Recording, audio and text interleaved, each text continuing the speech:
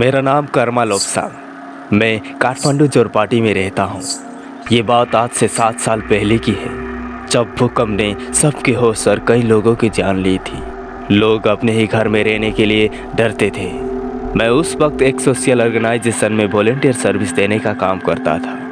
मैं थोड़ा निडर होने का कारण घर के अंदर ही सोता था। वहाँ एक मानसिक रोगी आदमी मेरे साथ में था। उसको भी मुझे ही देखभाल करना पड़ता था। मैं जिस घर में रहता था वो स्थान पर पहले टीचिंग अस्पताल का पोस्टमार्टम करने की जगह था, जहाँ पर मृत लोगों की पोस्टमार्टम हुआ करता था। अब शुरू होता है मेरी जिंदगी के सबसे अजीब घटनाएं।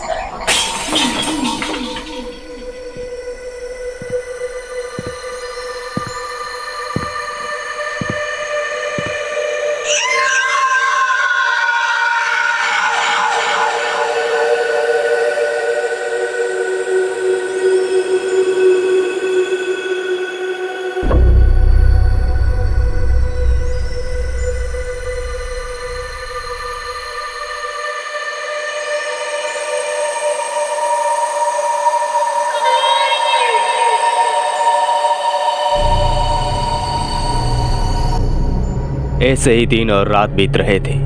भूकंप आए हुए कुछ ही दिन हुआ था। भूकंप के पराकंप समय समय पर जाता रहता था। एक दिन वो मानसिक संतुलन गुमे हुए आदमी और मैं अंदर सो रहे थे। उस दिन भी भूकंप आ गया। उस आदमी की दिमागी संतुलन ठीक नहीं था, इसीलिए वो मेरे दूसरे कमरे में घुसकर कभी मोबाइल चलाता था तो कभी वहाँ रखे हुए खाने की चीजें चुरा कर खाता था। उस रात मैं अच्छे से सो रहा था। भूकंप के धक्के फिर से जाने से मैं जाग गया। जब मैं जागा तब मुझे एक और चौंकाने वाली घटना का सामना करना पड़ा।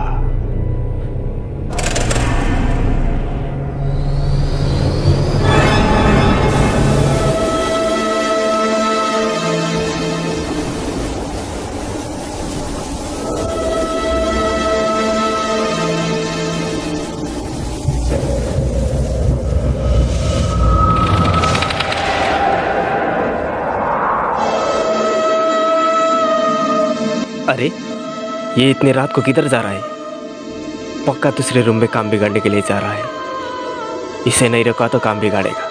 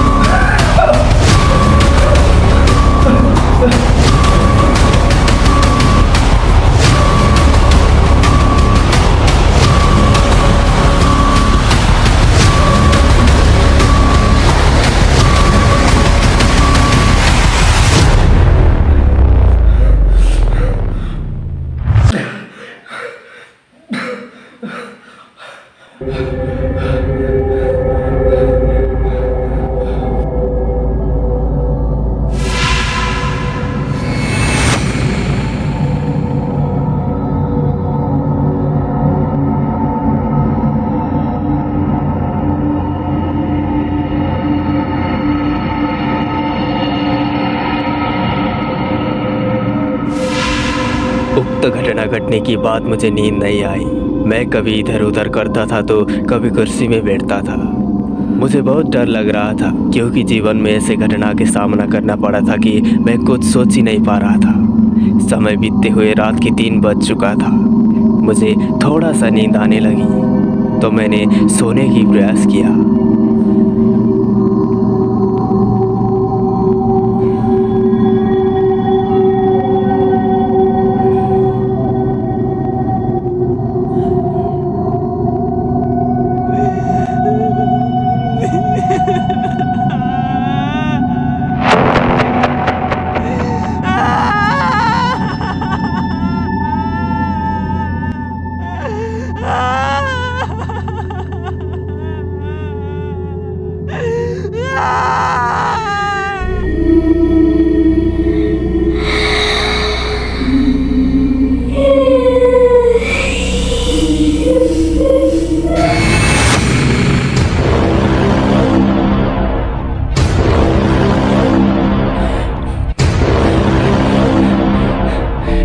छोटे उठा, तू मेरे साथ थोड़ी देर बाहर चलना, बदले में मैं तुझको खाना दूंगा।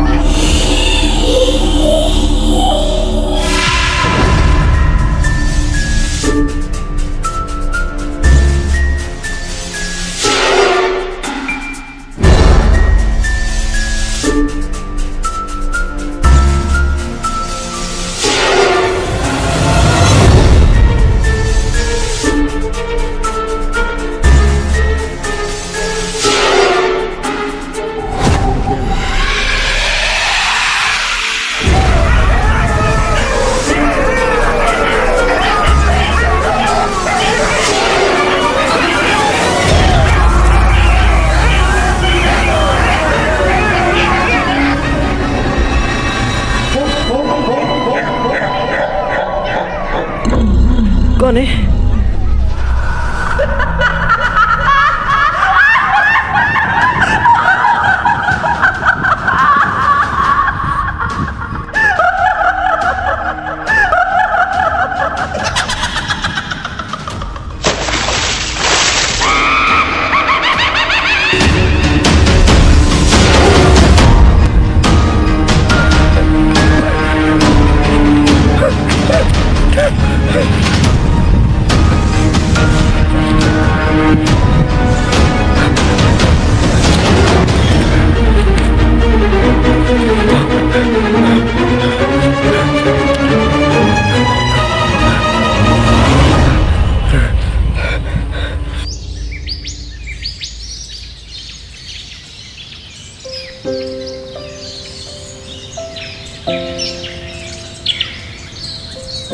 धीरे धीरे सुबह हो गई।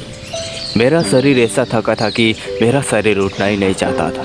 जैसा तैसा उठकर सुबह इधर उधर करते समय उसी गांव के लोगों के साथ मेरा मुलाकात हुआ और उन लोगों से सुबह 3 बजे की घटना के बारे में बात किया। उन लोगों द्वारा मैंने पता लगाया कि वह स्थान का पेट पर कुछ साल पहले एक औरत ने फांसी लगाकर खुदकुशी की थी। उन लोग तुमने वही औरत को देखा होगा बोल के मेरा मजाक उड़ाने लगे, लेकिन उन लोगों का मजाक ना होके शायद सच्ची ही था। पहले पोस्टमार्टम हाउस रह चुका वो स्थान का अतीत देखते हुए उन लोगों ने मजाक में कही हुई बातें सच्ची ही लगने लगी। मैं तो हैरान रह गया। उसके बाद मुझे मेरे शरीर अत्यंत थकित महसूस होने लगा। मैं ना तो किसी से बात करता था ना तो कहीं जाता था। किसी से बात करना और कहीं जाना आपसे आप मन ही नहीं करता था। जो मेरा स्वभाव ही नहीं था। बाद में मैंने हमारे बड़े बुद्धिस्ट को रोज से बहुत दिखाया, तब मुश्किल से फिर से तंदुरुस्त हो गया। आज भी वो दिनों को याद करने से बहुत डर लगता है।